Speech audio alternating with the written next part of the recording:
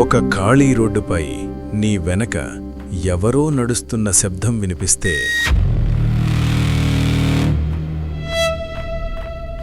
రాహుల్ అనే యువకుడు తన బైక్పై ఒక నిర్మానుష్యమైన గ్రామీణ రహదారిలో వెళుతున్నాడు. చుట్టూ దట్టమైన చెట్లు, ఫోన్లో సిగ్నల్ లేదు. ఉన్నట్టుండి అతని వెనక నుండి అడుగుల శబ్దం. వెనక్కి తిరిగి చూశాడు. ఎవ్వరూ లేరు. కానీ ఆ శబ్దం ఆగలేదు.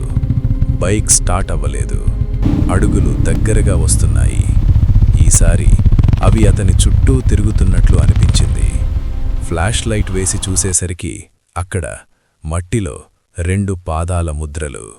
అవి అతని వైపు చూస్తున్నాయి. అది ఎవరు? తరువాత అతనికి కనిపించింది అద్దం లోపల నుండి వినిపించిన నవ్వు. పూర్తి కథ ఇప్పుడు ఛానల్లో ఉంది, చూసేయండి.